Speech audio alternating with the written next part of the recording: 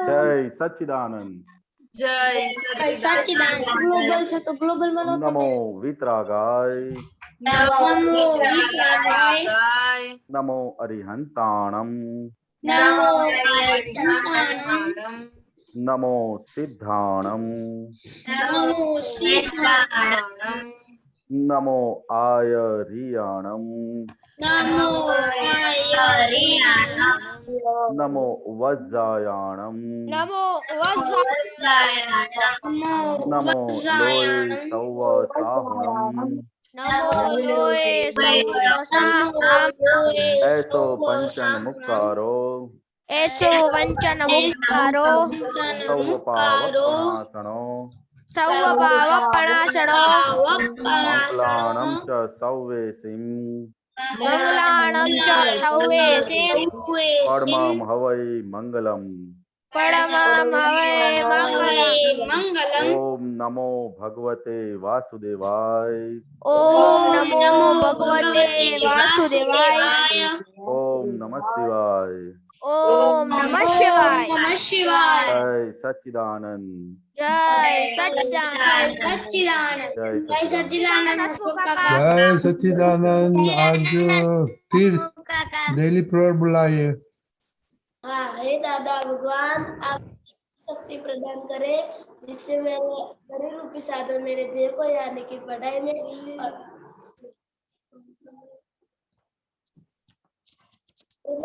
जी आपके उसके साथ बोलो, आप जी आपके साथ बोलो दोनों। ओके। हे दादा भगवान मुझे आप ऐसी शक्ति प्रदान करो जिससे मेरे शरीर अपनी हेल्थ को कभी भी कॉम्प्रोमाइज नहीं करूं और जिससे मेरा शरीर रूपी साधन मेरे देह को यानी कि पढ़ाई में और समझ में सत्संग में ठीक हो। मैं पढ़ाई में चिंता रहूंगा। मैं बुरी सोबत से कुसंग से कायम दूर रहूंगा और कुछ भी हो मेरा सत्संग कभी भी छूटे नहीं। ऐसी आप परम सुख करना प्राप्त मन वचन काया का योग और अपनी आत्मा का उपयोग केवल परोपकार यानी कि जीव मात्र की सेवा में ही करूं जो सबसे बड़ा मानव धर्म है। मैं हमेशा अपने स्वयं के और अन्य सभी लोगों के साथ जीवन व्यवहार में नैतिक विश्वसनीय और शुद्ध बनाए रहूंगा ताकि मैं बराबर दादा भगवान के जैसे पर मैन ऑफ पर्सनालिटी बन सकूं। ये अभी भी प्रैक्टिस करने का है, तीर्थ बहुत प्रैक्टिस करने का। आप दिन में कितना दफा बोलते हैं आप? अरे ऐसा नहीं है, वो जब ऑनलाइन होता है ना तो आपके सामने बोलने में वो नर्वस हो जाता है वरना वो बराबर बोलता था। अच्छा वेरी गुड। तो अभी कल सेम रिपीट करेगा पर आप आंख बंद करके बोलना। ओके तो आपको सिर्फ दादा दादा देख के बोलना। Okay okay. आरुष कितना दिन से आप आए तो बोलो स्टडी का प्रेयर। हे आरुष। दादा भगवान मुझे पढ़ाई में हाँ जय सच्चिदानंद। हे दादा भगवान मुझे पढ़ाई में समझने में जो बाधा या अंतराय आते हैं, जो ऑब्स्ट्रक्शंस आते हैं, उन सभी को तोड़ने का मैं दृढ़ निश्चय करता हूँ और कुछ भी हो मेरा सत्संग कभी भी छूटे नहीं ऐसी परम कृपा करना। ओ सॉरी मैं पहले से जय सच्चिदानंद।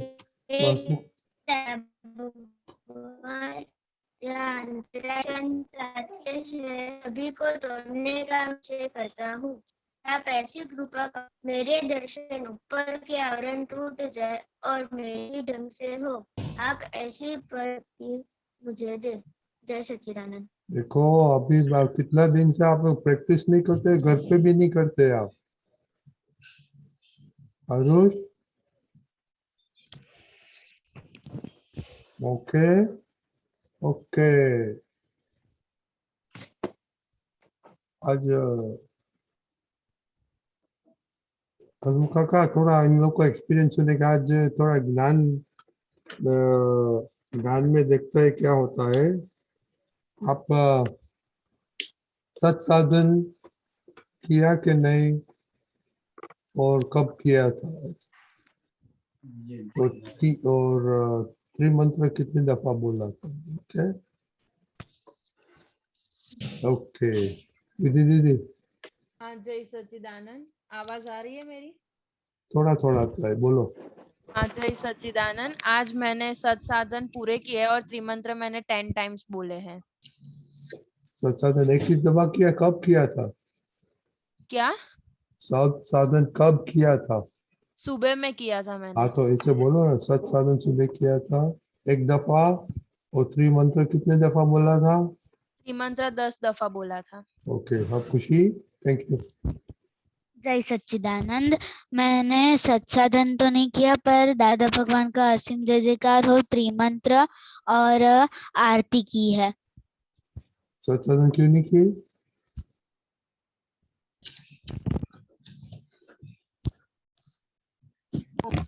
टीवी देखा आज?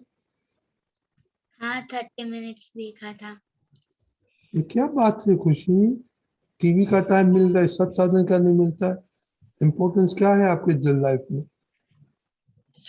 प्रहर, हाँ, जय सच्चिदानंद।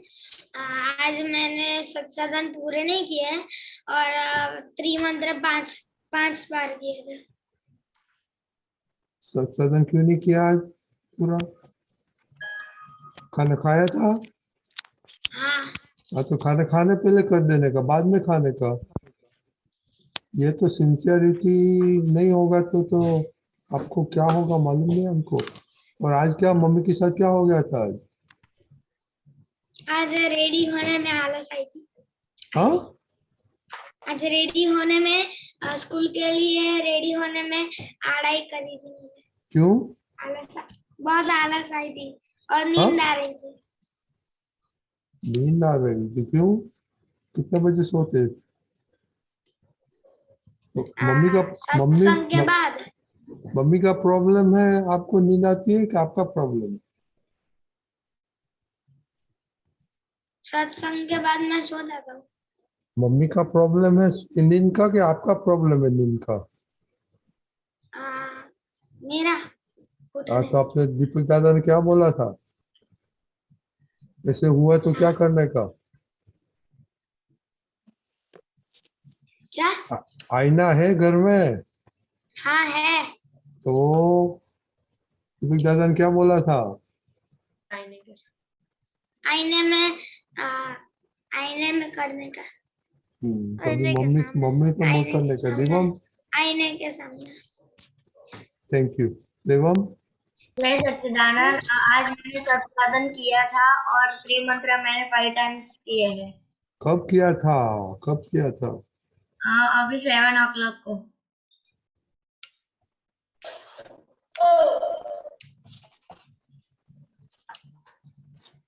ओ थैंक यू। आप दीपक दादा की प्रेयर बाकी रह गया, थैंक यू। आज मैं बोलूं आज? नहीं, तू तो बहुत टीवी देखता है तो तेरे को नहीं तो तू आज बहुत मैंने टीवी टीवी नहीं देखता है, उसको पनिशमेंट देना मांगता है। ओके, आज अनन्या दीदी बोलेंगे, उसने रिमाइंड किया हमको। हे दादा भगवान, हे दादा भगवान, दादा भगवान, बच्चे हमने दिल के हैं सच्चे, दिल दिल के के सच्चे काम करेंगे अच्छे अच्छे। काम करेंगे अच्छे। जय सच्चिदानंद। जय सच्चिदानंद। जो खुशी ने अच्छा नहीं किया, प्रणय ने अच्छा किया। देवम, हाँ देवम ने अच्छा किया। ओके, मोनिका। हाँ, आज मैंने सत्साधन सुबह और शाम को की थी और त्रिमंत्र मैंने 6 टाइम्स की थी। आपका हमको सुनाई देता, पास में के बोलो, जोर से बोलो। हाँ, आज मैंने सत्साधन सुबह और शाम को की थी और त्रिमंत्र 6 टाइम्स किया था। क्या बात है, 2 दफा हो गए। खुशी, हाँ, मैंने भी आज सुबह और शाम को अभी म्यूट सत्साधन नहीं। किए थे। हाँ बोलिए। ओके जी है दीदी। और त्रिमंत्र 7 टाइम्स बोली थी। तो तीर आपने क्या अडाई की थी आज? मैंने अढ़ाई हाँ आपके रिपोर्ट में से लिखा है। और मैं ओके आप बोलिए, आज आज रिपोर्ट दीजिए, क्या किया था सच साधन? हाँ मैंने आज सत्साधन किया था और मैंने आज त्रिमंत्र 5 टाइम ही बोला था। Very good. अनन्या दीदी। जय सच्चिदानंद।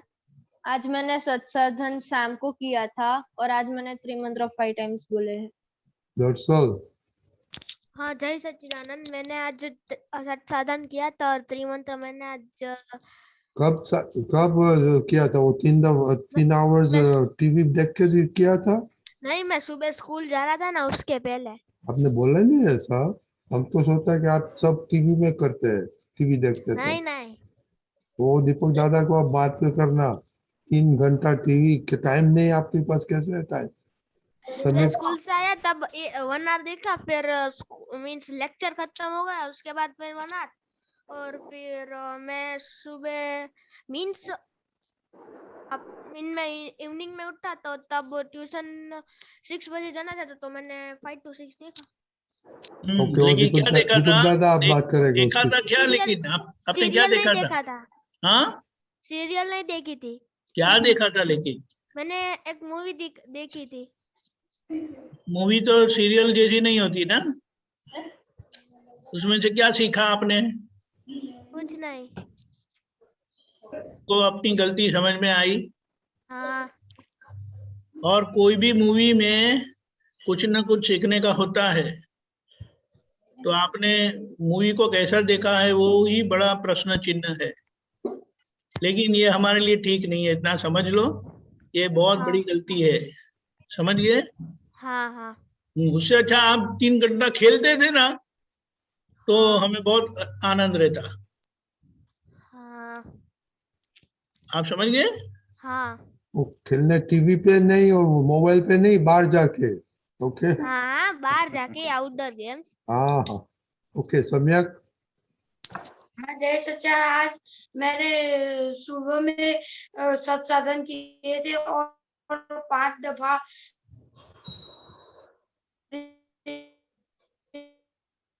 ओके श्रेया। बोला। हाँ जय सच्चिदानंद, आज मैंने सुबह को साधन किया है और अब रात को मैं कर लूंगी सोने से पहले, और मैंने 10 बार त्रिमंत्र किया। और आज हमने टीवी नहीं देखा, बोलो सबको। हाँ, आज मैंने टीवी नहीं देखा। तो कल भी नहीं देखूंगा, बोलो। हाँ, कल भी नहीं देखूंगी। Thank you Neetu. जागृति। आज मैंने सुबह 5 बार त्रिमंत्र बोला था और सोने के बाद भी बोलती हूँ। Okay very good. आपको सत साधन मालूम है? यस। हाँ तो अभी सत साधन कब करेंगे आप? हमने 9 कल में सुबह करा था। ओके तो वो चालू करने का। Okay okay. या अभी नई सुनीता आई है, नई सुनीता बोलो। नहीं। हाँ, मैंने आज 10 नहीं सुनाई देता है करिश्मा। और आपने क्या खुशी दीदी से तमिल सिखाया आपको? आपने सिखाया? खुशी दीदी का मदद क्या किया? तमिल सिखाया आपने? खुशी उसका कनेक्शन अच्छा नहीं है। आरुष। जय सच्चिदानंद, मैंने सुबह सत्साधन नहीं किए थे, रात को कर दूंगी और त्रिमंत्र 1 बार बोला था। आप रेगुलर नहीं है सत साधन में, वो डेंजरस थिंग है, ऐसा आप तो रुक पर से बोलते हैं। ओके वो जरा ध्यान रखना। कश्यप भाई। जय सच्चिदानंद, मैंने आज सत्साधन सुबह में किया था और मैंने त्रिमंत्र 10 टाइम किया है। Sorry 7 time. Okay, very good. I think सबका आ गया। तो देखो, दो चीज करने की। एक तो फ्राइडे का रिपोर्ट, तीन आइटम आपको ये 6 दिन में सत्संग में क्या अच्छा लगा और आप इम्प्लीमेंट कर सकते हैं, वही वही लिखने का है। और सैटरडे से नया रिपोर्ट शुरू करने का, सबको वही रिपोर्ट में से लिखने का है। आरुष, आप सुनिए। ओके, तो हमने भेजा है आपको, मम्मी के साथ बैठ के देखो, कुछ प्रॉब्लम है तो हम अनन्या दीदी आपको फ्राइडे एक्सप्लेन करेंगी। Okay okay. तो अभी आनंद जी, दीपक दादा आपको कुछ बोलने का है, बाद में हसमुख काका और दीपक काका को बोले। ये जो आपसे गलतियां होती है, आप सत्संग में आते हैं तो गलतियां होती रहती है। अगर आपका सत्संग छूट गया तो आप कहाँ होंगे, वो बताओ जरा मुझे। आप समझे? तो अपनी गलतियों को पहचान कर खूब हृदय से पछतावा करो और दृढ़ता से तय करो कि मुझे ये चुकना नहीं है, तो बड़ी आसानी से हो जाएगा। और आप टाइम टेबल को फॉलो नहीं करते हैं। जब टाइम टेबल को फॉलो नहीं करेंगे तभी ऐसा मिस हो जाता है। स्कूल में टाइम पर जाते हैं कि नहीं? जाते हैं। अरे अगर नहीं गए तो वो बंद कर देते हैं, चले जाओ वापस घर करके। हाँ बोलो, यहाँ ऐसा कोई कंडीशन नहीं रखी है, क्योंकि दादा का मार्ग कैसा है पता है? सेल्फ डिसिप्लिन का। सेल्फ डिसिप्लिन का मतलब, हम तो ये बात करते हैं, कहते हैं, लेकिन आपको अपनी डिसिप्लिन कर लेनी है। और ये बड़ा अच्छा मौका है, तो उसको ध्यान में रखकर नो कॉम्प्रोमाइज, टाइम टेबल पर कोई कॉम्प्रोमाइज नहीं करना है। ऐसा आप डिसाइड करेंगे तो होगा। आप लिख दिया टाइम टेबल, होगा तो होगा, नहीं होगा तो ठीक है, फिर कभी नहीं होगा। आप समझ गए? हाँ आप देखो, ये सनराइज का टाइम फिक्स होता है, हाँ फिक्स। और वही टाइम पर सनराइज हो जाता है, हाँ और सनसेट भी इसी तरह से हो जाता है। हाँ तो सन गॉड को किसने बंदूक दिखाई कि आपको इतने बजे उठना ही है और इतने बजे सो जाना है? हाँ फिर वो अपनी सेल्फ डिसिप्लिन में है। आप समझे? हाँ बड़ी अच्छी बात है कि हमें अपनी सेल्फ डिसिप्लिन में आना है। इतने बड़े देव है, सूर्य नारायण बड़े देव है कि छोटे देव है? बड़े देव है। इतने बड़े देव अपनी मर्यादा का उल्लंघन नहीं करते। आप समझ गए? हाँ के लिए ये सब है। और दादा भगवान ने तो बड़ा अच्छा आसान रास्ता बताया है कि गलतियां होती रहती है, लेकिन उसका ऐसा हृदय से पश्चाताप करो कि वो दोबारा गलती होए नहीं। समझिए?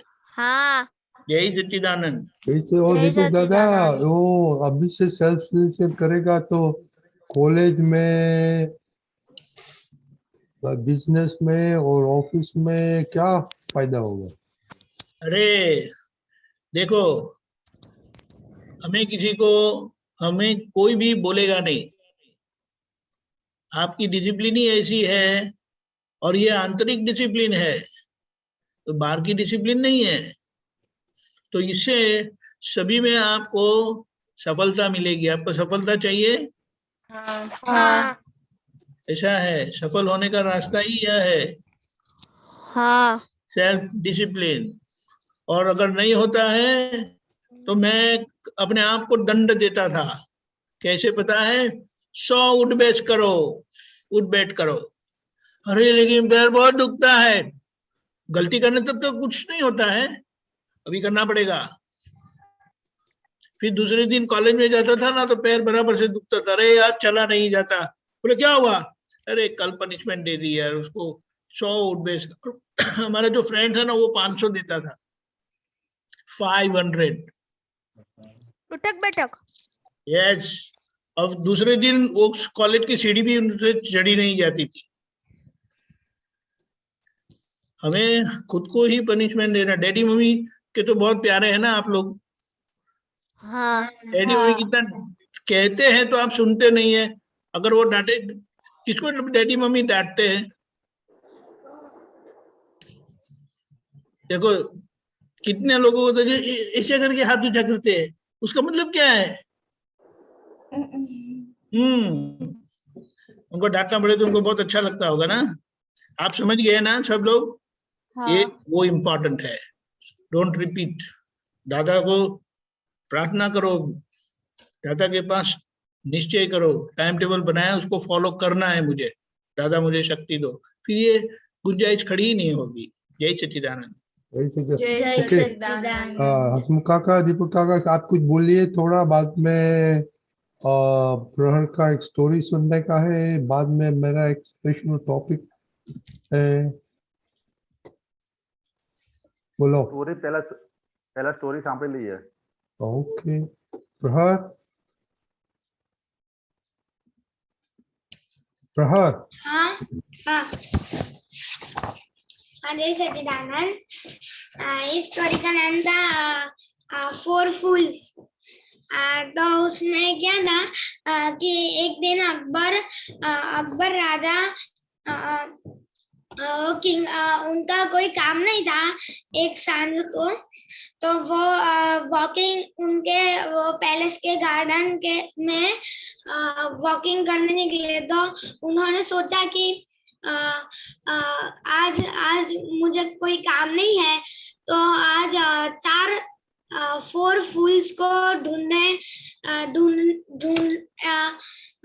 सिर्फ कम से कम 4 फूल्स को ढूंढना है इस पैलेस में से, मेरे किंगडम में से। तो वो और बीरबल निकले ढूंढने। तो उनके रास्ते में एक आदमी दिखा जो वुड था, वुड की जो लकड़ियां लेनी थी वो अपने सिर पर रखता है, और वो खुद गधे पे बैठता है। तो गधा नहीं, हॉर्स पे, घोड़े पे बैठता है। तो फिर बीरबल पूछता है कि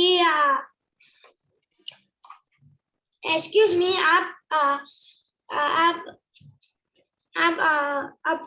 ये वुड का सामान आप अपने सिर पे क्यों रख रहे हो? इस घोड़े के ऊपर क्यों नहीं रखते? तो आपका काम भी आसान हो जाएगा।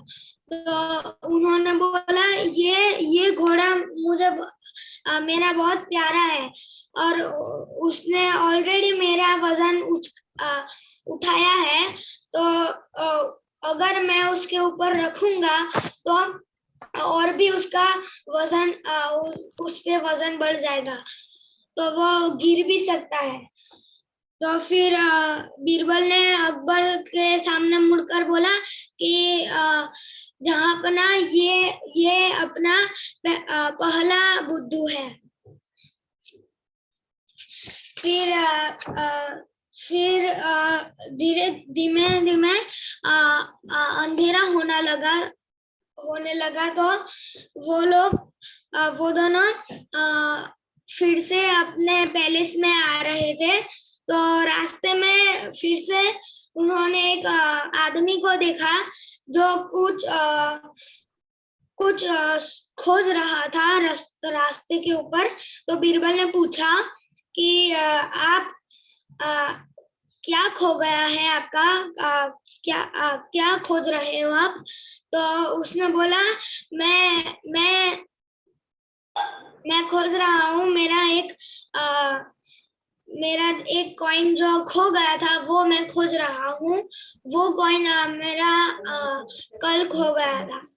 तो बीरबल ने बोला तो कल खो गया था तो आज क्यों खोज रहे हो, कल क्यों नहीं खोजा? तो वो आदमी ने बोला कि कल मैं बहुत थक गया था, इसलिए मैं आराम कर रहा था, इसलिए मैं नहीं खोज पाया। फिर बीरबल ने पूछा वह कॉइन इधर ही एग्जैक्ट इधर ही गिरा था? तो उस आदमी ने बोला नहीं, उधर उधर गिरा था। तो फिर अकबर ने एकदम शौक से बोला कि अगर उधर गिर गया है तो इधर क्यों खोज रहे हो? तो उस आदमी ने बोला कि इधर उधर बहुत अंधेरा है और मैं वहां देख नहीं सकता, और यहाँ थोड़ी रोशनी भी है, इसलिए मैं इधर खोज रहा हूँ। फिर बीरबल ने बोला जहाँ अपना ये अपना दूसरा बुद्धू है। फिर वो लोग अपने पैलेस पे आ गए। फिर अकबर ने बोला कि हमें और भी 2 फूल को बुद्धुओं को खोजना बाकी है, वो हम कल करेंगे। तो बीरबल ने बोला कि कल करने की कोई जरूरत नहीं है, हमने दूसरे 2 बुद्धुओं इधर ही है। तो फिर बीरबल अकबर ने पूछा कि मतलब इधर मतलब आप बोलना क्या चाहते हो, ऐसा पूछा। तो और भी पूछा कि कहाँ है वो दोनों फूल इधर। तो बीरबल ने बोला कि नो रीजन पे मैं हूँ, बिकॉज मैंने मेरा वैल्यूबल टाइम फूल्स को खोजने में वेस्ट किया। ये मतलब बीरबल तीसरा फूल था, और चौथा पूछा अकबर ने तो बोला कि आप, मतलब अकबर चौथा फूल था, क्योंकि उसने भी टाइम वेस्ट करके फूल का खोजने का इरादा किया।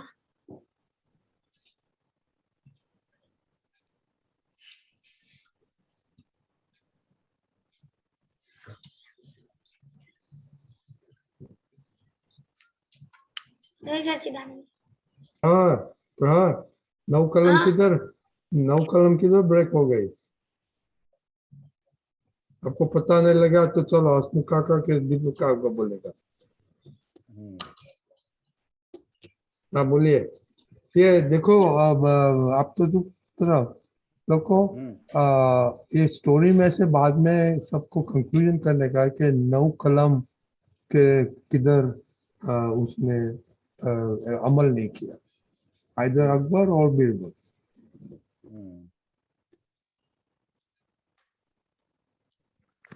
जय सच्चिदानंद, हमारा बराबर। हाँ बोलिए। जय सच्चिदानंद।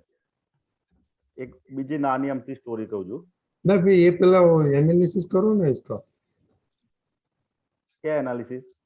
ये स्टोरी में अकबर बीरबल की स्टोरी में किधर 9 कलम चुक गया? इधर 9 कलम चुक गया। इधर अकबर और बीरबल।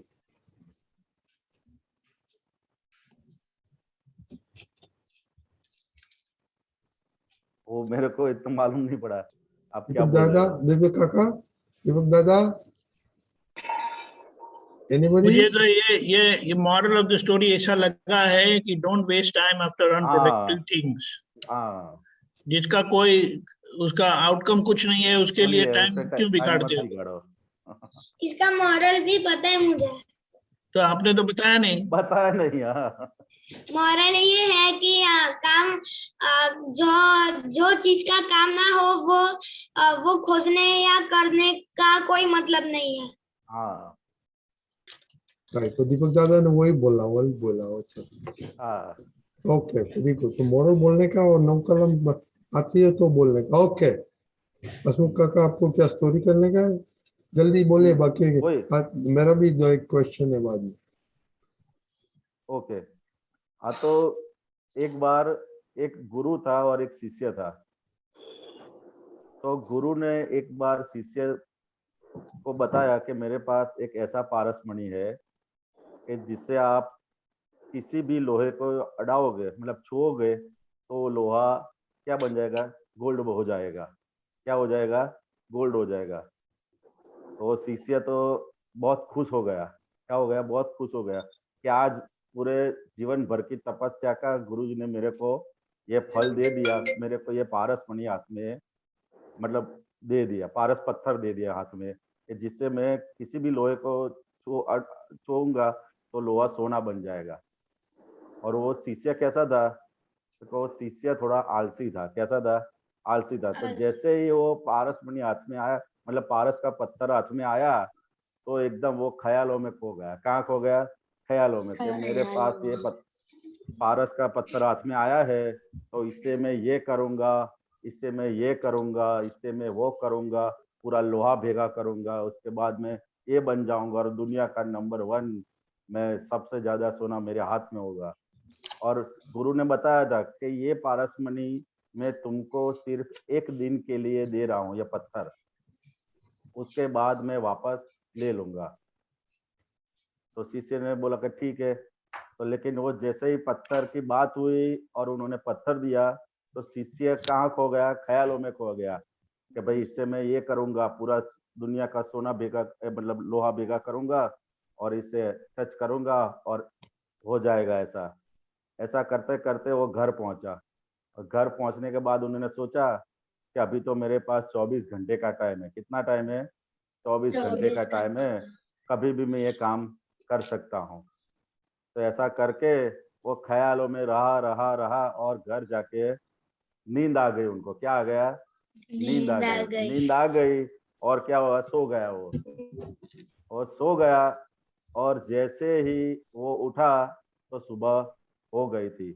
अब सुबह से शाम तक का टाइम उसके पास था। तो वो सुबह उठा, फिर चाय नाश्ता किया, उसके बाद उन्होंने प्लानिंग किया कि अभी मेरे पास 5-6 घंटे का टाइम है, तो इससे मैं यहाँ से इकट्ठा करूंगा सोना, यहाँ से लोहा इकट्ठा करूंगा, यहाँ से लोहा इकट्ठा करूंगा, ये करूंगा, वो करूंगा। ऐसा प्लानिंग करते करते वो फिर से ख्यालों में खो गया और फिर से 3-4 घंटे का टाइम और निकल गया। ऐसे करते करते शाम हो गई और उन्होंने नक्की किया कि अभी तो मेरे पास टाइम बचा ही नहीं है। तो मैं एक काम करता हूँ, यहाँ के आजू बाजू के एरिया में से जितना भी लोहा है मैं एक बार इकट्ठा करके फिर उसका सोना बना के फिर मैं यहाँ से इस शहर का सबसे बड़ा धनवान आदमी बन जाऊंगा। तो ऐसे करते करते वो प्लानिंग करते करते जैसे ही घर के बाहर निकलता है, तो वैसे उनके गुरुजी सामने मिलते हैं। गुरुजी मिलते हैं और बोलते हैं कि अभी ये पारस मणि का, जो पारस का पत्थर मैंने आपको दिया था, उसका समय 24 घंटा आपके पास पूरा हो गया। क्या हो गया? पूरा हो गया। तो ये 24 घंटे के अंदर उन्होंने क्या किया? उसके पास पूरा पारस का पत्थर था, बरोबर है, और कुछ कर पाया नहीं। किसके कारण? उसकी आलस के कारण। उसकी आलस के कारण। तो आलस के कारण क्या हुआ? तो उसके पास सबसे बड़ा आदमी बनने का एक अवसर था, वो अवसर उन्होंने क्या किया? गंवा दिया। क्या किया? गंवा दिया। क्या किया? तो आलस का सबसे पहला माइनस पॉइंट क्या है कि जो आलस है उसके कारण अपने जीवन में आने वाले कई बड़े बड़े अवसर अपने जाने अनजाने में गवा देते हैं। क्या करते हैं? गवा देते हैं। समझे ना? तो आप लोग तो एकदम पढ़े लिखे आदमी हो, ये तो कभी ऐसा आलस करोगे? नहीं। विधि में अपने ये हो जाता है। तो एक अवसर था अपने पास कि भगवान की प्रार्थना करने का, ये अवसर था, वो अवसर अपने से चला गया। जो गया हुआ टाइम वापस आने वाला नहीं है। नहीं है। क्या है? आज नहीं सुबह है। विधि नहीं हुई तो अगले सुबह वो टाइम वापस आएगा? नहीं। नहीं आएगा। तो आलस के कारण एक हाथ में आया हुआ अवसर निकल जाता है। समझ गए ना? आलस के अलग अलग प्रकार होते हैं। आलस के अलग अलग प्रकार होते हैं। समझ गए ना? तो क्या आलसी आदमी का मुख्य लक्षण क्या होता है कि वो जो कोई भी काम होता है वो बाद में मैं करूंगा। क्या बोलता है? बाद में मैं करूंगा। बाद में वो करूंगा। मम्मी ने बताया बेटा ये कर लो, तो अपने क्या बोलते हैं? बाद में मैं करूँगा। बाद में करूंगी। मैं बाद में करूंगा। तो इसके क्यों ऐसा बोलते हैं? क्योंकि अपने अंदर क्या है? आलस। आलस। आलस है। इसके कारण कोई भी काम होता है वो क्या करते हैं कि भाई नेक्स्ट डे करूंगा, बाद में करूंगा, ऐसा करते हैं। उसका पहला लक्षण ये है कि कोई भी काम बताए उनको, वो टालता रहता है। क्या रहता है? टालता रहता है। मम्मी अभी नहीं, अभी 5 मिनट रुक जाओ, उसके बाद मैं करती हूँ। मम्मी एक काम करो, इतना खत्म हो जाने के बाद मैं करती हूँ। क्या करते हैं? वो किसी भी काम को पोस्टपोन करते हैं, आगे आगे। जैसे उन्होंने किया कि भाई मैं पूरा सोना सब इकट्ठे इकट्ठे, लेकिन शाम को मैं करूंगा, रात को करूंगा, सुबह करूंगा। ऐसे करते करते वो आत्मा या अवसर निकल जाता है। फिर दूसरा, जो अपने अंदर आलस होता है ना, तो उसका दूसरा लक्षण क्या होता है? तो कि अपने पास स्फूर्ति नहीं होती। स्फूर्ति, स्फूर्ति को बोलते हैं एनर्जी। अपने आलसी आदमी क्या होता है? एकदम सुस्त रहता है, मेरे जैसे। क्या रहता है? उसको बोलो ना कि चलो ये करने का है, तो अभी रुको। क्या बोलता है? अभी रुको, बाद में करते हैं। वो सुस्त होता है। कैसा होता है? सुस्त होता है आलसी आदमी। अपने कोई अंदर तपास कर लेने के कि मेरे अंदर क्या क्या पड़ा है। और उसका तीसरा लक्षण, आलसी आदमी भूल ज्यादा जाता है। क्या जाता है? उसको भूलने की बीमारी हो जाती है। अरे मैं आज विधि करना भूल गया, मैं आज रजनी अंकल ने बताया था, ये मैं भूल गया। तो ये किसके लक्षण है? आलसी। आलस के लक्षण है। तो ये लक्षण को अपने जानने का है कि ये लक्षण मेरे अंदर कहाँ कहाँ पे पड़े हुए हैं। अगर पड़े हुए हैं तो उसको जानोगे तो वो धीरे धीरे धीरे करके वो निकलते जाएंगे। और आलस के कारण क्या नुकसान होता है वो जानोगे तो वो भी धीरे धीरे धीरे चला जाएगा। बरोबर है? हाँ। आपको निकालनी आलस के रखने की है? निकालने की। निकालने की है। हाँ। क्यों काका, वो आलस नहीं होती है पर नई इम्पोर्टेंस भी करता है ना। कि देखो कुछ ही वो बोलती है कि मुझको सत्साधन नहीं करना तो मैं टीवी देखूंगा, तो वो ये आलस में जाता है। किस में जाता है ये? वो उसको इम्पोर्टेंस ज्यादा देते हैं वो आदमी। वो क्या होता है, आलस के प्रायोरिटी नक्की नहीं होती है। प्रायोरिटी जिसकी ज्यादा होगी इम्पोर्टेंस, वो आदमी पहले काम करेगा। अगर प्रायोरिटी की, दादा की प्रायोरिटी पहले है, दादा भगवान की, तो विधि पहले करेगा। और टीवी की प्रायोरिटी ज्यादा होगी तो पहले वो टीवी चालू करेगा। वो प्रायोरिटी पे जाता है। वो उन्होंने अपने जीवन में किसको प्रायोरिटी दिया है। बरोबर है? तो जिसको प्रायोरिटी दिया होगा वो अपने पहले करेंगे। टीवी को मतलब मौत शौक और हरने फरने में सब में प्रायोरिटी दिया होगा तो वो पहले वो करेगा। अगर दादा भगवान को और दादा भगवान के विज्ञान को उनको प्रायोरिटी दिया होगा तो वो पहले उठ के क्या करेगा? विधि करेगी। समझ गए ना? तो वो प्रायोरिटी, अपने फर्स्ट प्रायोरिटी भी क्या होना चाहिए? तो कि मेरे ये मनुष्य जीवन और मेरे को इतनी नन्ही उम्र में दादा का साइंस मिला है, तो मेरी प्रायोरिटी क्या होनी चाहिए? तो कि दादा भगवान का साइंस है, दादा भगवान का विज्ञान है, तो कि ये समझ लूं, वही प्रायोरिटी है। और इसमें ज्यादा टाइम लगता नहीं है। बराबर है? तो फर्स्ट प्रायोरिटी अपनी क्या होनी चाहिए? पढ़ने से भी आगे की प्रायोरिटी। पढ़ाई में भी अगर समझो 5-10 मिनट लेट हो गए तो चलेगा, लेकिन ये विधि और उसमें नहीं चलेगा। ऐसी अपने फर्स्ट प्रायोरिटी ये रखना पड़ेगा। फर्स्ट प्रायोरिटी मतलब इम्पोर्टेंस, सबसे पहले इम्पोर्टेंस किसको देने का है? तो कि सत्संग को सबसे पहले इम्पोर्टेंस देना पड़ेगा।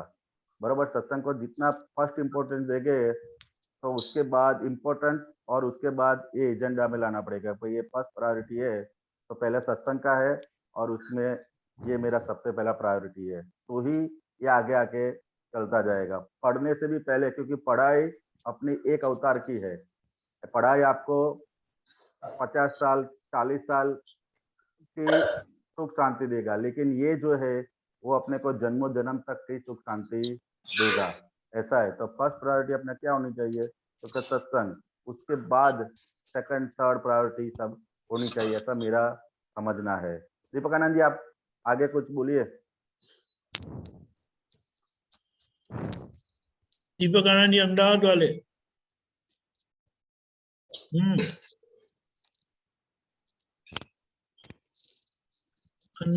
सच्चिदानंद। जय जय सच्चिदानंद दीपक दादा। जय सच्चिदानंद। बहुत ही बढ़िया बात बताई हसमुख आनंद जी ने और दीपक आनंद जी ने। दीपक आनंद जी ने बोला हमें लाइफ में दृढ़ कर देना चाहिए, ऐसा बोला ना दीपक आनंद जी ने। हाँ हमें ऐसा नियम कर लेना चाहिए कि सुबह में एक हम जरूर करेंगे, ऐसा नियम कर लेना चाहिए। जैसे हमारा नाश्ते का नियम होता है, खाने का होता है, दोपहर का, शाम को होता है खाने का, नहाने का नियम होता है, ब्रश करने का होता है, सब नियम हम कर लेते हैं ना। कि नहीं करते? हाँ करते हैं। सुबह में उठ के ब्रश करते हैं, चाय पानी पीते हैं, वो नियम होता है ना पूरा। हाँ। वैसा ये विधि का नियम कर लेना चाहिए हमें। सुबह में उठ के हम पहले क्या करेंगे? विधि, दादा की विधि करेंगे। आज भी हम ऐसा करते हैं क्या? आपके जैसे छोटे थे, स्कूल में पढ़ते थे, कॉलेज में पढ़ते थे, तो 4 बजे उठ के हम विधि करते थे। कितने बजे? 4 बजे। 4 बजे उठ के विधि करके सो जाते थे, लेकिन विधि तो करने के लिए जरूर उठते थे। 4 बजे उठ के विधि करके फिर सो जाते थे, ऐसा हमने नियम कर लिया था। आज भी हम 5:30 बजे उठ के पहले मुंह धो के विधि करने बैठ जाते हैं। फर्स्ट प्रायोरिटी क्या देते हैं? तो कि विधि करने की। वो क्यों करने का? क्योंकि हमें जीवन में आगे बढ़ने का है, दादा भगवान जैसा बनने का है। ख्याल में आया? हाँ। हमारे लाइफ में कोई प्रॉब्लम ना आए, वो सभी रीजन है इसमें। हमें मालूम नहीं है कि ये क्या काम करती है विधि। जैसे डॉक्टर हमें दवा देती है, गोलियां देते हैं, तो हम क्या, हमें मालूम होता है इसमें क्या है गोलियां में? नहीं। मालूम नहीं होता है ना। नहीं। फिर हम लेते हैं कि नहीं लेते? लेते तो हैं। जैसे बताते हैं, सुबह में लेने का, खाने के बाद लेने का, खाने के पहले लेने का, तो हम ऐसे ले लेते हैं ना कि नहीं लेते? लेते हैं। लेते हैं। हाँ, वो जैसे बताते हैं वैसे हम ले लेते हैं। तो इससे क्या होता है फिर? जो हमें बुखार आता है, सिर दर्द होता है, पेट में प्रॉब्लम होती है, जो भी हमारा प्रॉब्लम है वो चला जाता है कि नहीं चला जाता है? चला जाता है। चला जाता है। लेकिन हमें तो मालूम नहीं गोलियां में क्या है, फिर भी चला जाता है ना। हाँ। ऐसे दादा भगवान ने विधि दी है, उनकी बहुत सारी तपस्या, बहुत सारे कितने जन्मों निकाल दिए, वो मेहनत उन्होंने की है, दादा भगवान ने की है। किसने की? दादा भगवान ने। और मेहनत करके हमें वो गोलियां दी है। तो हमें क्या करने का फिर उसका? जैसे वो बताया ऐसे हमें उसका पालन करने का है। क्या करने का है? पालन करने। हाँ, पालन हमें नक्की कर देने पालन का है। करना है। पहले हम ये करेंगे। क्या करने का? पहले हम विधि हम ये करेंगे, हाँ। बाद में सब होगा। हमारा दिन की शुरुआत कैसे होगी? तो पहले विधि से होगी। विधि से। ख्याल में आया?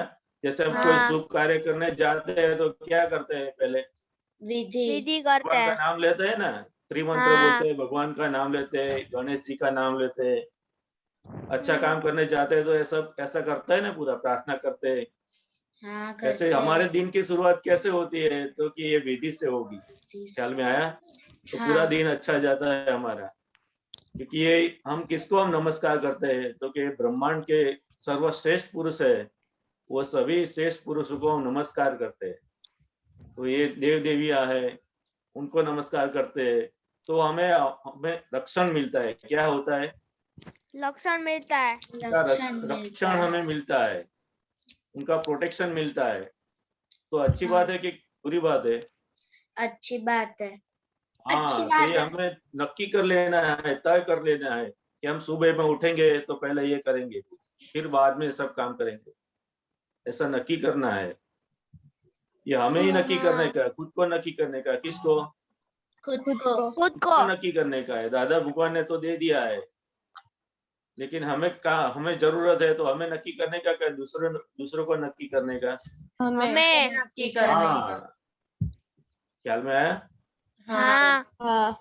ये हमें रास्ता मिला है दादा भगवान का, तो रास्ता पर हमें चलना है। किसको? हमें तो चलना है चलने का दादा है, भगवान के रास्ते वो पे। तय करने का हमारा काम है, खुद का काम है। जितना आप तय हाँ। करोगे तो उतना होता जाएगा। ख्याल में आया ना? हाँ। जय सच्चिदानंद। जय सच्चिदानंद। जय अभी हम सच्चिदानंद। प्रश्न के ऊपर जाएंगे। दर्शन, हाँ। आपका प्रश्न है, हाथ उठाया है तो डू यू हैव अ हाँ। क्वेश्चन? हाँ बोलो। हाँ, मेरा ये क्वेश्चन था कि मेरा फ्रेंड आज गिर गया था तो मैंने उसकी हेल्प की, तो वो मैंने किया या मेरे अंदर के दादा भगवान ने किया? वो आपकी भावना थी ना, हाँ। दूसरों को मदद करने की, हाँ, वो भावना काम कर रही है। क्या है? वो भावना काम कर रही है। हाँ, हमारी भावना क्या है कि किसी को दुख नहीं देने का और सभी को सुख देने का, ऐसी हमारी भावना है कि नहीं? हाँ। सुबह में उठ के हम बोलते हैं ना, प्राप्त मन वचन काया से इसी जगत के कोई भी जीव को किंचित मात्र भी दुख न हो, न हो, न हो, ऐसी भावना करते हैं ना हम। हाँ। तो भावना के कारण हमें दूसरों को मदद हो जाती है, दूसरों को सुख मिलता है, हमारा मन वचन काया से। कैसे? मन वचन मन काया वचन काया से, ये काया से हुआ, फिर मन से ऐसा होता है, वाणी से ऐसा बात निकलती है, तो दूसरों को सुख मिलता है, अच्छा लगता है। ख्याल में आया? हाँ। हाँ। हाँ आया ना समझ में? हाँ हाँ। कि हमारी भावना है इसलिए ऐसा होता है, हाँ। तो अंदर से एक प्रेरणा बात, मिलती है। दूसरी एक बात बहुत अच्छी है कि हमारे शरीर में क्रिया का एक भाग है और दूसरा भाग है जानने का। ये समझ में आता है? हाँ। जैसे हम बोलते हैं ना, मैंने ये किया, मैंने जाना, मुझे मालूम है। आप समझे? हाँ। यहाँ दादा भगवान ने बताया है कि क्रिया हमारी है और ज्ञान प्रकाश दादा भगवान का। हाँ रिपीट करो। क्रिया हमारी है क्रिया और ज्ञान हमारी है प्रकाश और दादा ज्ञान भगवान का। दादा का है। हाँ, तो जहाँ दादा भगवान हाजिर है तो अपनी क्रिया दिन ब दिन सुधरती जाएगी, गलतियां कम होती जाएगी, और गलतियां नहीं करेंगे, वही हमारी सबसे बड़ी खुशी है। हाँ। ओके? हाँ। जय सच्चिदानंद। खुशी? जय सच्चिदानंद। हाँ जय सच्चिदानंद हसमुख काका, जय सच्चिदानंद दीपक काका। जय सच्चिदानंद। बोलो। हाँ वो हसमुख काका ने अभी बताया ना फर्स्ट प्रायोरिटी सत्संग को देने की, तो मतलब मुझे ये कहना था कि जब मैं सत्संग में आती हूँ और दूसरे दिन मेरी एग्जाम होती है ना, तो मेरी एग्जाम बहुत अच्छी जाती है। और जब मुझे मतलब टेंशन होता है ना कि मैं सत्संग में जाऊंगी और मेरी एग्जाम अच्छी नहीं हुई, तो उस दिन मेरी एग्जाम अच्छी ही नहीं होती। जिस दिन सत्संग में जाती हूँ ना, उस दिन एग्जाम अच्छी रहती है। Very good. बस इतना कहना था मुझे। Okay okay. जय सच्चिदानंद। जय सच्चिदानंद हसमुख बहुत बहुत काका। धन्यवाद। सबका होमवर्क है वो मैसेज में लिख देना विधि। हाँ फाइन। अभी बड़ों के साथ हम सत्संग करेंगे। बड़ों ने कोई प्रश्न उठाया नहीं है अभी तक। ओके गीता बहन।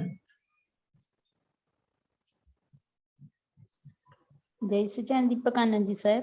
जय सच्चिदानंद। हसमुखानंद जी, दीपकानंद जी साहब, जय सच्चिदानंद। जय सच्चिदानंद। यहाँ एक जगह दादा भगवान के છે कि हाँ रेफरेंस नंबर बुक नंबर 24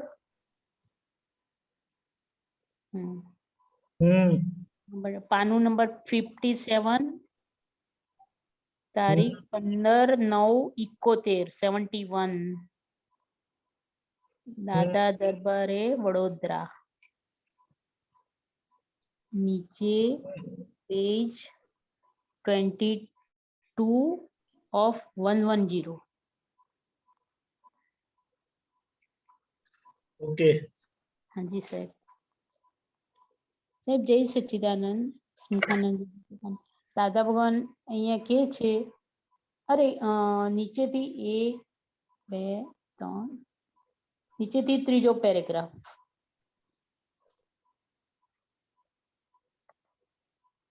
બોલું? ओके। हाँ हाँ जय सच्चिदानंद। દાદા ભગવાન કે છે કે આ અક્રમ માર્ગ જ્ઞાન માર્ગ છે અને તમને સહેજે પ્રાપ્ત થયો છે। એટલે તમને તેની કિંમત નથી, પરંતુ તમારી સમજણ મુજબ જ અમારું તમને ઓળખાણ પડે અને તમારી સમજણ મુજબ અમારી કિંમત તમને હોય. પણ અમને જે સમજણ છે તેવી સમજણ તમને હોય તો તમે અમારા જેવા થઈ જાઓ.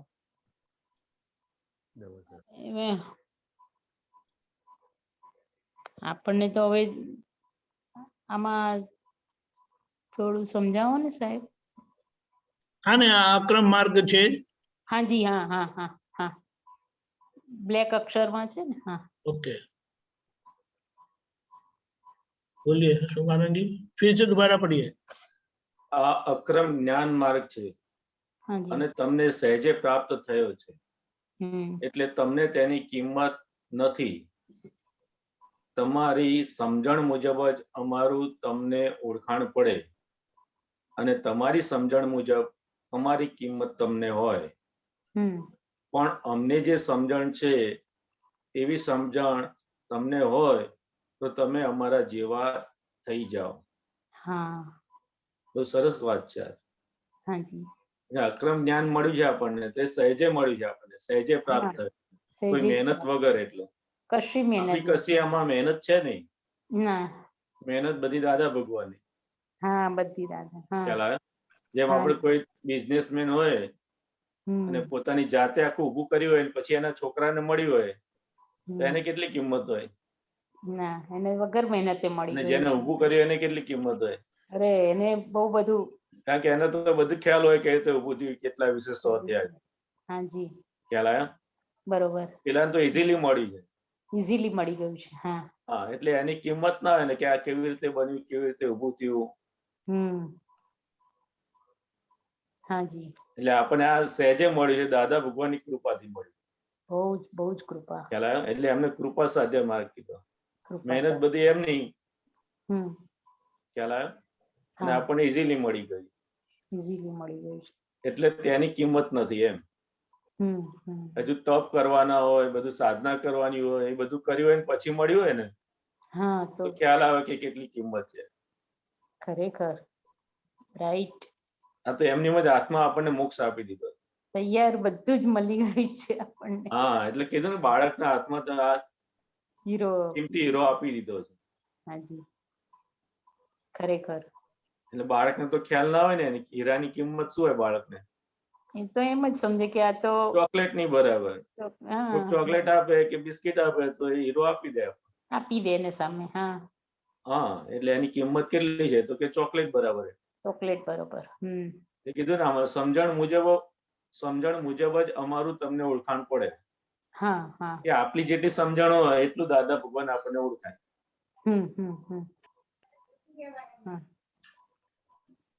પણ આપણે આ કાળના તીર્થંકર જ આપણી સમજણમાં કેવું રાખ્યું હોય કે આ કાળના તીર્થંકર ભગવાન જ આવીને એ આવ્યા એવું જ રહે તો આપણને એ સમજણ છેક સુધીની રહે ને આપણી. તો પછી આપણે એમને તીર્થંકર સમાન જ ગણ્યા અત્યારે જ્ઞાન મળ્યા પછી.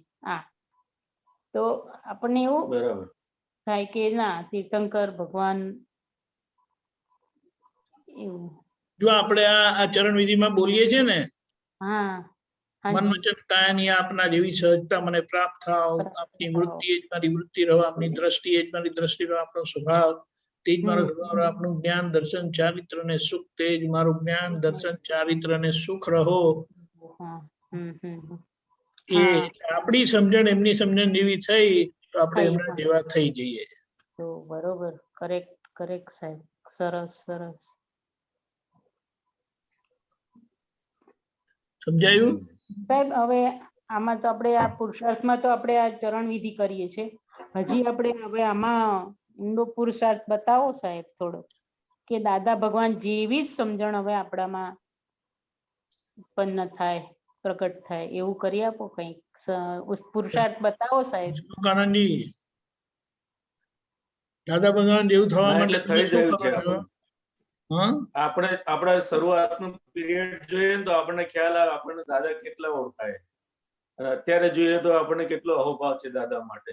અરે ગજબ ગજબ. એટલે આપણી સમજણ ધીમે ધીમે ડેવલપ થતી જાય. ખરેખર ખ્યાલ આવ્યો? હા એટલે એમની સમજણ જેવી સમજણ થઈ જશે ને ત્યાર તો આપણું કલ્યાણ થઈ કામ થઈ. કામ થઈ જશે બસ. એટલે કીધું અમારી આજ્ઞાને વળગી રહેજો. આજ્ઞાને વળગી એટલે આજ્ઞા જ તમને પહોંચાડી દેશે તે. મોક્ષે લઈ જશે. બરાબર. એટલી સમજણ આપણી એટલી થઈ જશે પૂરેપૂરી. એ સમજણ આપણને જેમ જેમ આગળ જતા જઈએ તેમ સમજાતું જાય દાદા કેવા છે બોલીએ છીએ તમારી ભાષામાં બોલીએ છીએ. એમને ખબર હોય કે અમે ક્યાં કઈ જગ્યાએ છીએ પણ આપણને એટલી કિંમત નથી, આપણને એટલી ઓળખાણ નથી. શું કહેતા સાહેબ? હા એકચ્યુઅલી કેવું છે કે આ 2 વર્ષના સત્સંગના પરિચયથી આપણને એટલું ખ્યાલ આવી ગયો, આપણા આખા અંદરના ભાવ, આપણા ડિસિઝન, આપણો નિશ્ચય ફરી ગયો કે બસ દાદા જેવું થવું છે એમ કરીને. એટલે આખી આપણે બધાની સમજણ જે આખી ઊંચી ગઈ છે ને હા ખરેખર એ જ બતાડે છે. એટલે આપણે તો એ સમજ જ કરવાનું છે. એટલે આ દાદા ની સમજણ જોડે આપણી સમજણ મળી ગઈ તો આપણે એમના જેવા થઈ ગયા. ખરેખર ખરેખર રાઈટ સાહેબ, બરોબર સમજ. બરાબર, એકદમ સરસ સમજ મળી સાહેબ. કોઈ બીજાનો પ્રશ્ન નથી હજી. કંચનભાઈ પણ આજે તમને કઈ કેવું છે? હા હસમુખાનંદજી આપને કઈ કેવું છે અમને? કઈ તમે ખાલી હસો નહીં, કહો પણ ખરું થોડું. એટલે આજે અક્રમ જ્ઞાનની આપણને પ્રાપ્તિ થઈ છે ને. અક્રમ હલો સંભળાય છે? હા સંભળાય છે. હાજી હા, તો કે અક્રમ જ્ઞાનની આપણને પ્રાપ્તિ થઈ છે. સમજણ કઈ રીતે જોઈએ તો કે અક્રમ જ્ઞાનની પ્રાપ્તિ આપણને આ કળિયુગની અંદર સહેજે ઘેર બેઠા કઈ પણ તપ ત્યાગ કર્યા વગર આપણને એની પ્રાપ્તિ થઈ છે. ભગવાન મહાવીર સ્વામીનું આપણે આખું જો જીવન જોઈએ તો કે એમને દીક્ષા લીધા પછી વર્ધમાન સ્વામીમાંથી એમને દીક્ષા ગ્રહણ કરી અને દીક્ષા ગ્રહણ કરી ત્યારથી લઈ અને એમના આખા જીવન દરમિયાન તો કે જ્યાં સુધી પ્રાપ્તિ નથી થઈ ત્યાં સુધી 12.5 વર્ષનો એમનો જે આખો ક્રમિક માર્ગ હતો, પણ એ ક્રમિક માર્ગની અંદર એમનો જે સાધના પીરિયડ હતો તો કે સાધનાની પીરિયડની અંદર તો કે જેવી એમને દીક્ષા ગ્રહણ કરી અને દીક્ષા ગ્રહણ કરીને એ સમયે એમની ઉપર બધું કેસર અને એ બધું એમને લેપ કર્યો હતો અને લેપ સુગંધી પુષ્પો બધા એમની પર એક વરસાવેલા અને ત્યારબાદ એમને છેલ્લે આ પોતાનું એક કપડું હતું એ પણ એમને ભિક્ષામાં આપી દીધું અને એ ત્યાંથી એ પોતે જંગલમાં એટલે ચાલવા મળ્યા અને જેવા ચાલ્યા પણ શરીરની ઉપર તો કે આ સુગંધી દ્રવ્યો અને બધું છાંટેલું હતું. એના આધારે શું થયું તો કે એના આધારે બધી જંગલની મધમાખીઓ અને એ બધું જ આખા શરીરે વીંટળાઈ ગયું. શું થયું? આખા શરીરે વીંટળાઈ ગયું. એ છતાં પણ એમને એવું કહે છે કે ભગવાન મહાવીરે 12.5 વર્ષની અંદર કે એક પણ વખત એ સૂતા નથી, એટલે 2 ઘડી 5 ઘડી એ રીતે સૂઈ ગયા છે. એ પ્રાપ્તિ કઈ રીતે થઈ છે એની ખાલી વાત કરું છું ક્રમિક માર્ગની અંદર, અને આપણને કઈ રીતે પ્રાપ્ત થઈ છે. તો કે 12.5 વર્ષની અંદર કે બહુ જ ઓછો સમય ઊંઘ્યા છે.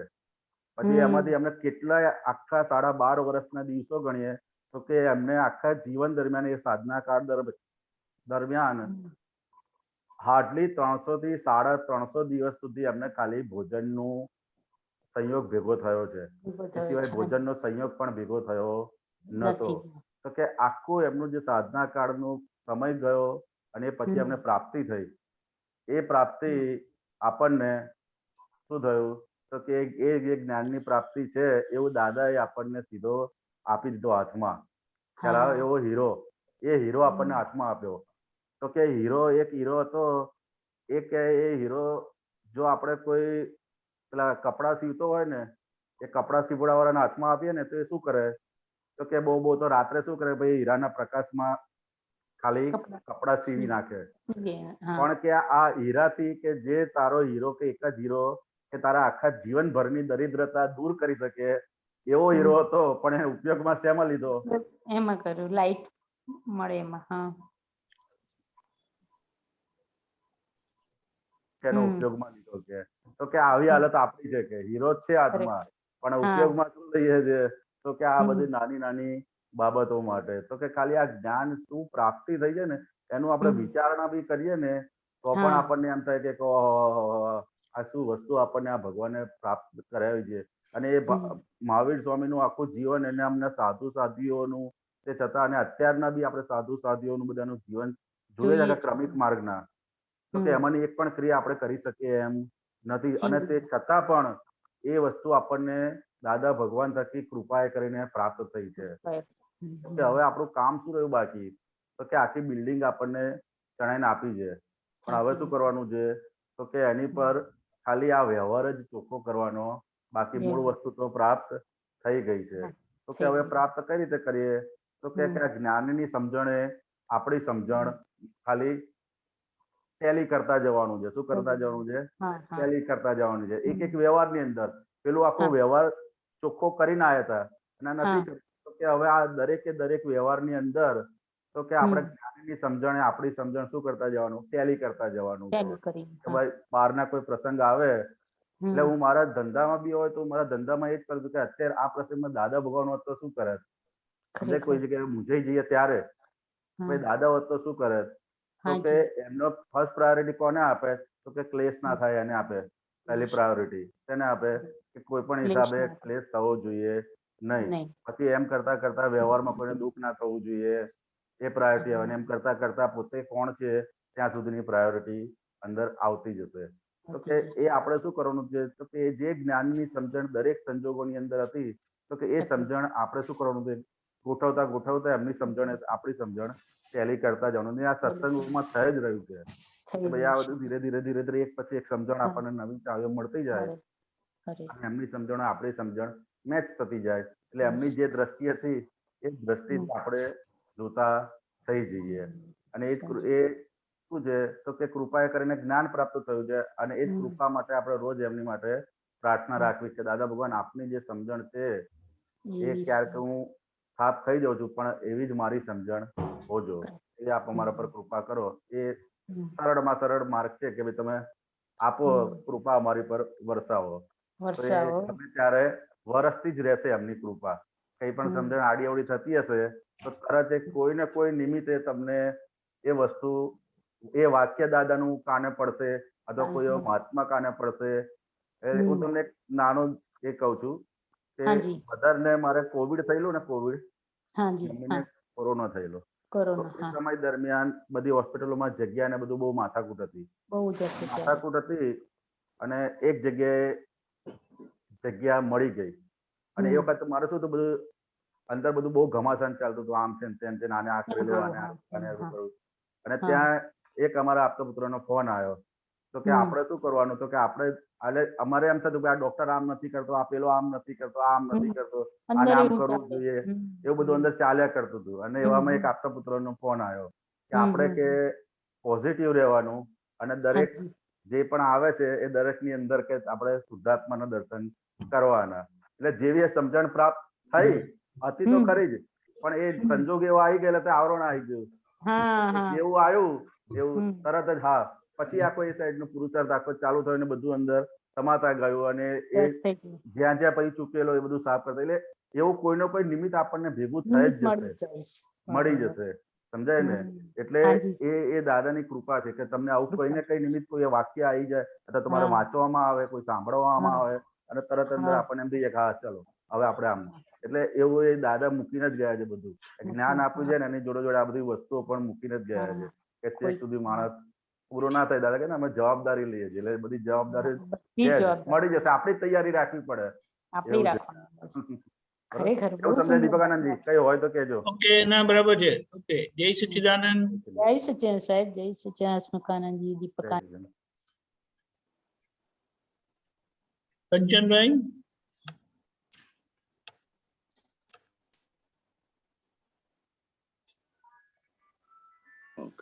જય સચ્ચિદાનંદ દીપકાનંદજી જય સચ્ચિદાનંદ બોલો આપણા દાદાનું એક પેલું પદ છે ને સર્વેના મનના પર્યાયો વાંચી દાદા બને છે સામાથી લઘુત્તમ તો પર્યાયો એક્ઝેક્ટ શું છે?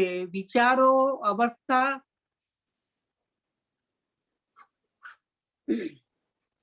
બોલો.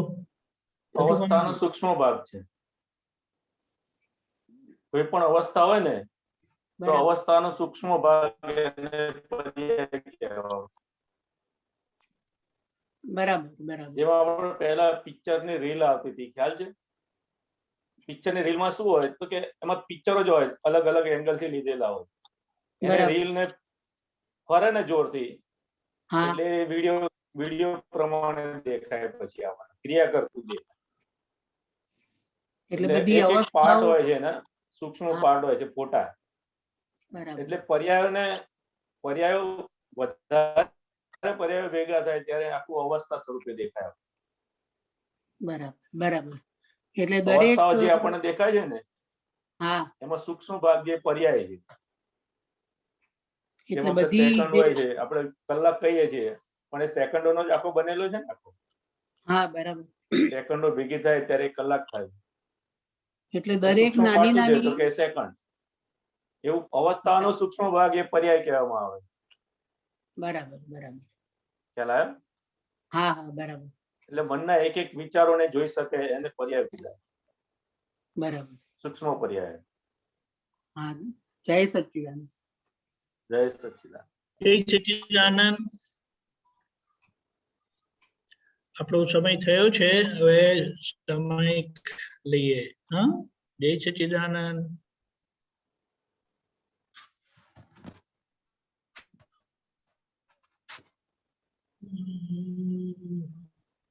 જય સચ્ચિદાનંદ. આખા દિવસમાં આપણે જે આહાર લેવાનું થાય છે તો એને આપણે જોઈશું કે કયો ટેસ્ટ આવ્યો, સ્વાદ, કયા રસ આપણને ચાખવામાં આવ્યા, જાણવામાં આવ્યા. દાખલા તરીકે કડવો, તીખો, તુરો, ખાટો, ખારો, ગળ્યો. આ 6 જ રસ છે બધા ખાવાનામાં.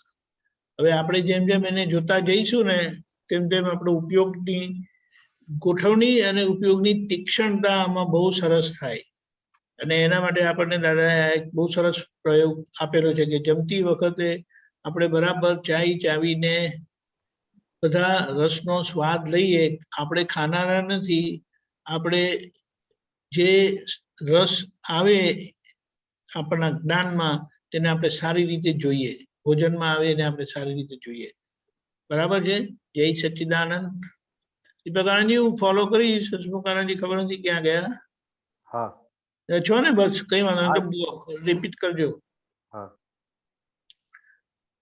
અને આહાર સંબંધી થયેલા દોષોનું સામાયિક પ્રતિક્રમણ. કારણ કે કોઈને ગળ્યું જ ભાવે, કોઈને તીખું જ ભાવે, એ બધું નોર્મલ ના કહેવાય. જય સચ્ચિદાનંદ. હે દાદા ભગવાન, હે દાદા ભગવાન, હે શ્રી સિમંદર સ્વામી પ્રભુ, હે શ્રી સિમંદર સ્વામી પ્રભુ, અમને શુદ્ધ ઉપયોગ પૂર્વક સારા દિવસ દરમિયાન જે આહાર લેવાયો છે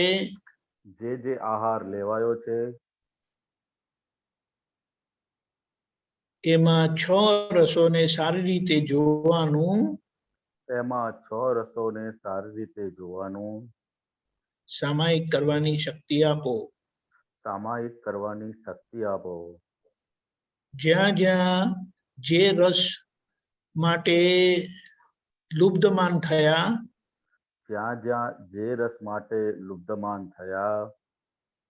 તેના પ્રતિક્રમણ કરવાની શક્તિ આપો. વધુ ખાધું એ પણ દોષ જ ગણાય છે.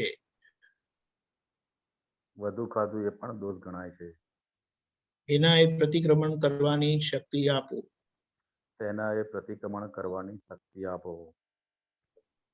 હું શુદ્ધ આત્મા છું. હું શુદ્ધ આત્મા છું.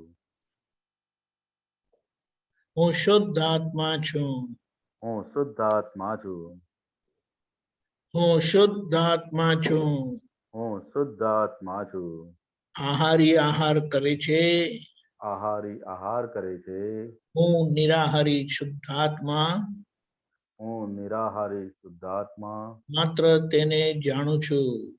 માત્ર તેને જાણું છું. જય સચ્ચિદાનંદ. જય સચ્ચિદાનંદ. જોવાનું શરૂ કરજો.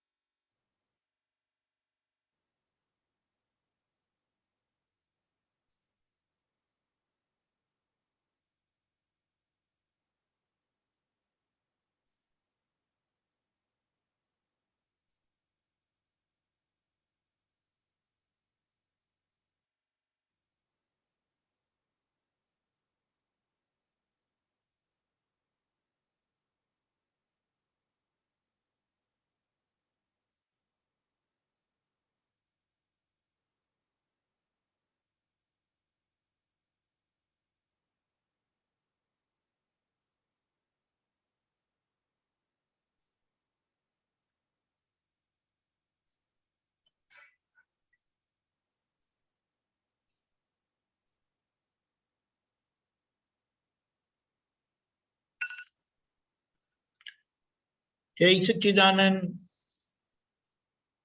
જય સચ્ચિદાનંદ.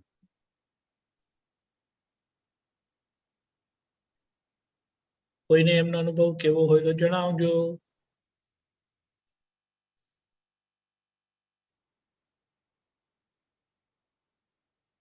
બોલો અમીબેન.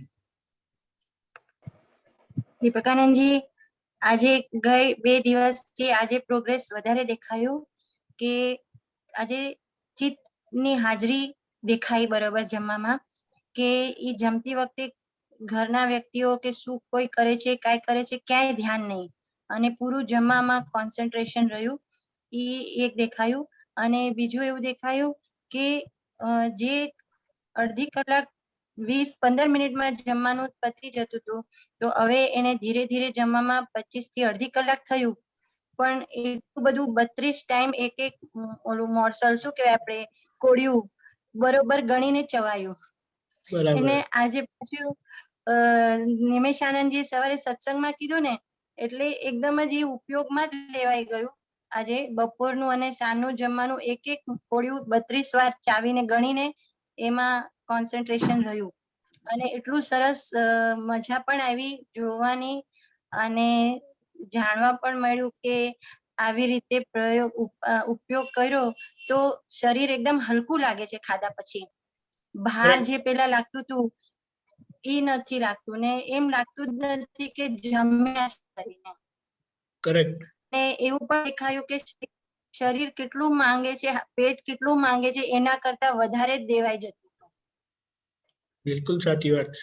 અને ટેવો પણ દેખાય કે કેવું ટેવ છે, કેવી રીતે ખાવાની ટેવ છે અને કેવી રીતે ટેવ ઘડી ઘડી શું લેવાની ટેવ છે, અથાણું ઘડી ઘડી લેવાની ટેવ છે, એ બધું પણ દેખાયું આજે. સરસ, વેરી અને ગુડ. આજે પાણીનો બહુ સરસ ઉપયોગ રહ્યો.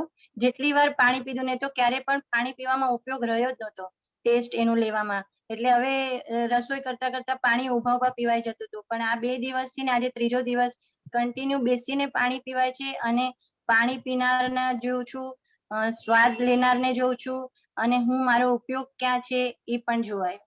બહુ સરસ, વેરી ગુડ. જય સચ્ચિદાનંદ. જય સચ્ચિદાનંદ. આજ આવી રીતે આપણે એનો ઉપયોગ કરવાનો છે, પછી બીજે બધે પણ સરસ રહેશે. ગીતાબેન. જય સચ્ચિદાનંદ દીપકાનંદજી સાહેબ. ગીતાબેન ને આજે એવો અનુભવ થયો કે ગીતાબેન આહાર કરી લે છે અને હું નિર્ણય માત્ર તેને જાણું છું. હવે આજે છે ને ઉણોદરી કરવાનો સવારથી નિશ્ચય કર્યો હતો. તો ઉણોદરીમાં સવારે કેલોગ્સ 1 જ ચમચી, 5 કપ ચા અને થોડું દૂધ સવારથી. પછી જમવામાં 1 ચમચી શાક, કઠોળ, રોટલી 1 બધું, એટલે આખું બધામાં ઉણોદરી. સાંજ સુધી સાંજે છોલે રોટલી બધામાં ઉણોદરી, પણ સ્વાદ બધામાં હતા. કઢીમાં મેથી નાખી હતી એટલે બધા સ્વાદ જણાયા. ખારો, મીઠો, ગળ્યો, તીખો, કડવો બધા સ્વાદ જણાયા સાહેબ. અને મેઇન શું છે કે એક નિયમ વર્ષોથી છે ગીતાબેનને કે જમતી વખતે મૌન રાખવાનું, બોલવાનું નહીં. એટલે એટલી મિનિટ જે 10 થી 12 મિનિટ જે ઉપયોગપૂર્વક જમ્યા એમાં તો કેટલા વર્ષોથી આ છે આમાં, પણ આજે બહુ સરસ અનુભવ થયો એમાં. ઉણોદરી તપ અને એક તો બહુ, અને શરીર તો એકદમ લાઈટ લાગે કે જાણે કઈક હવાથી જ પેટ ભરાઈ ગયું હોય એવું સરસ લાગે. અનુભવ એવો સરસ થયો કે એવું નથી કે આપણે જમીએ એટલે જ પેટ ભરાય એવું કઈ છે જ નહીં, એવો અનુભવ થયો સાહેબ. સરસ, વેરી ગુડ. અને આ બધામાં આપણે ટેસ્ટ ને સ્વાદને જાણનારા રહ્યા ને એટલે એ બધી એની લુપ્તતામાંથી છૂટતા જઈએ. લુપ્તતા તો બહુ, કારણ કે એના લીધે બીજા ઘણા બધા દોષો ઉભા થઈ જાય છે. બહુ સરસ, હાજી બહુ સરસ અનુભવ રહ્યો. સરસ. કીર્તિબેન. જય સચ્ચિદાનંદ દીપકાનંદજી. જય સચ્ચિદાનંદ. બસ દિવસ દરમિયાનમાં જુદા જુદા ટાઈમે ખાવા પીવામાં બહુ ઉપયોગ સારો રહે છે અને એમાં જુદા જુદા ટેસ્ટ પણ અનુભવમાં આવે છે કે આ ખારું છે કે આમાં મીઠું ઓછું પડ્યું કે આ તીખું ઓછું આવ્યું અને પછી એ પણ રિયલાઇઝ થયું કે આ કડવાશ નથી આવતી શરીરમાં આ ફૂડમાં. એટલે પછી દેખાયું કે મેથીનો મસાલો સેન્ડવિચીસ કે એમાં મૂકીને ખાધું. એટલે મને એ દેખાયું કે ખ્યાલ આવ્યો કે આમાં કડવાશ ટેસ્ટ આવે છે. દાળમાં મેથી નાખેલી એ પણ પછી અનુભવ આવ્યું કે કરવું ઉપયોગી છે. હવે અહીંયા ઘડી જમવાનામાં એવરીડે તમે રોજ તુવેરના નથી બનતી, તો જાણવું હતું કે તુર ગુણ એ બહુ ઉપયોગી છે અને એ ક્યાંથી મળે એ મારે થોડું જાણવું હતું. અને મારો અનુભવમાં મને દિવસ દરમિયાનમાં પાણી પીવે કે ફ્રૂટ્સ દિવસમાં ખાવ કે જે કંઈ ખાય એમાં બધું છૂટું લાગે કે આ બનાનામાં આ સ્વીટનેસ છે ને રેઝિન્સમાં આની રફનેસ છે એની સ્કિન ને બધું. એટલે ઉપયોગ આ રીતના રહ્યો. ટેસ્ટ વાઇઝ છૂટા પડવામાં થોડો રહ્યો અને ઇન્ડિયન ફૂડમાં વધારે because we have all that. તુર ગુણ શેમાંથી વધારે મળે અને કેવી રીતના? તુરિયા ખબર છે આપણે કહીએ છીએ તુરિયા? આઈ ડોન્ટ નો અહીંયા શું કહેવાય એટલે એ તમારું છોડો ને, ઇન્ડિયન આપણે પકડી રાખો ને, તુરિયા કહીએ છીએ ને. તુરિયા ઓકે. પછી દાળમાં મળે? પછી તુવેરની દાળ આવે ને તેમાં છે. હા ઓકે. અને એના સિવાય બીજે ક્યાંથી મળે? આપણે એ છે ને એનો એક તુરાસ છે એમાં, આમળામાં. આમળામાં તુરાસ. રાઈ છે ને એ કડી લાગે છે એમાં છે તુરાસ. એ તો બધામાં બહુ નાખીએ છીએ. રાઈ નું પિકલ્સ પણ બનાવ્યું છે. હા રાઈટ રાઈટ. એટલે આ તો કહેવાનું છું કે આ બધી વસ્તુ 6 ટેસ્ટ શરીરમાં એનું કોન્ટ્રીબ્યુશન કરે છે. એટલે પેટને ખબર નથી પડતી કે તમે શું ખાધું, કારણ કે પેટમાં કોઈ સેન્સર નથી. જે સેન્સર છે સેન્સિંગ અહીંયા જીભ ઉપર જ થાય છે. એટલે આપણે જીભ પર એનો ટેસ્ટ લીધો ને એટલે અંદર બ્રેનમાં જાય ને ત્યાંથી પછી એ બધા અંદર પાચક રસો એ રીતે પડે જેવું ખાધેલું એના પ્રમાણે. એટલે એ રીતે સરખું પચે અને સરખું પચ્યું એ આપણી બેસ્ટ હેલ્થ છે. શારીરિક health, mental health, psychological, emotional બધું સરખું થઈ જાય. Very good. તુર ગુણનો જે કે છે તો કે space, is there something like a space in the તુર ગુણમાં? સ્પેસ, એ સ્પેસ પ્રોવાઈડ કરે છે ફૂડમાં. અને સ્પેસ નહીં, સ્પેસ મૂવ કરવા માટે. મૂવ કરવા માટે, પાચન માટે. કોઈ પણ સોલિડ વસ્તુ હોય ને, પાવડર હોય ને, પાવડર એને એરેટ કરે ને, પાવડર ને એરેટ કરે ને તો ઇટ એક્ટ્સ લાઈક લિક્વિડ. તમને એક દાખલો આપું. સિમેન્ટ પ્લાન્ટમાં સિમેન્ટ ઇઝ અ પાવડર. બરાબર. એને મૂવ કેવી રીતે કરવાની? તો એને જે જ્યાંથી એના પેલું એ હોય ને એનું કન્વેયર એટલે ખાલી આમ જ હોય, આમ કરીને એમાં નીચેથી એરેશન કરેલું એને એંગલ આપેલું હોય. જેવું એરેશન કરે ને એટલે એ સ્લાઇડ થવા માંડે. બરાબર છે. એટલે એરેટ કરે ને તો it becomes as if like liquid and it starts flowing gravity થી. એટલું મને ખબર છે કે જ્યારે અહીંયા તો બેરલ આવે પેલું આમ થયેલું એટલે એમાં પાણી continuous because of the milk powder નું જે છે એમાં જ્યાં પાવડર બને છે ને ત્યાં આ વસ્તુ હોય જ.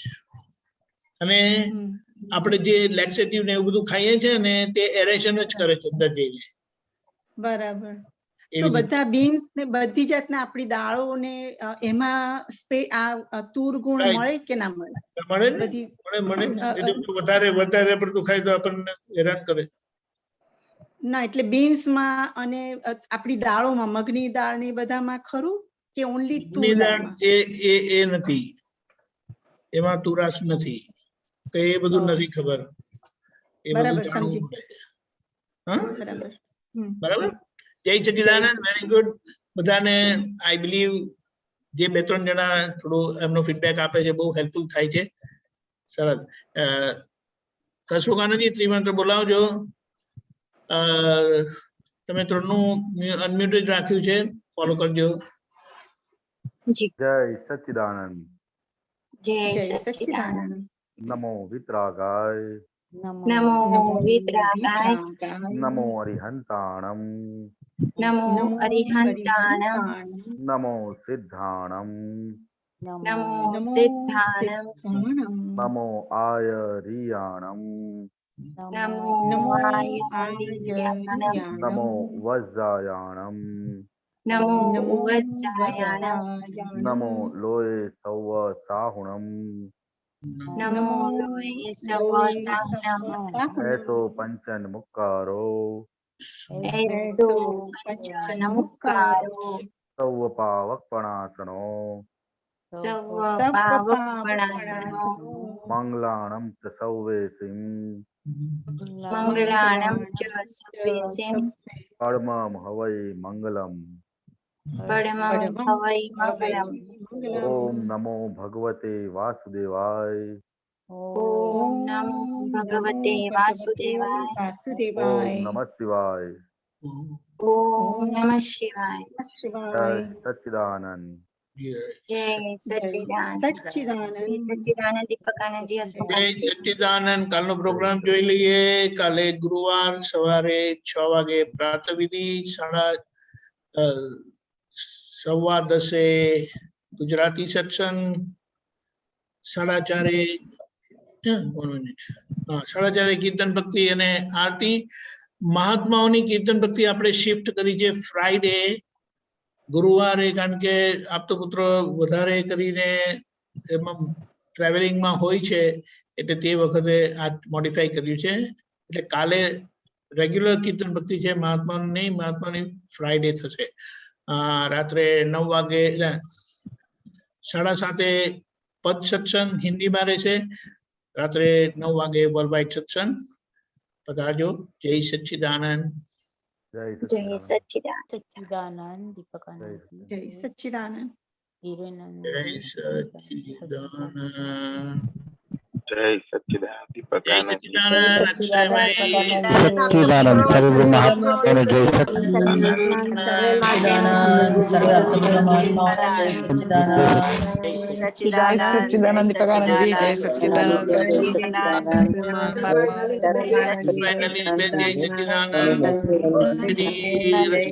ભૂપેન્દ્રભાઈ સિકાબેન જય સચ્ચિદાનંદ સચ્ચિદાનંદ સર્વે મહાત્માઓને જય સચ્ચિદાનંદ.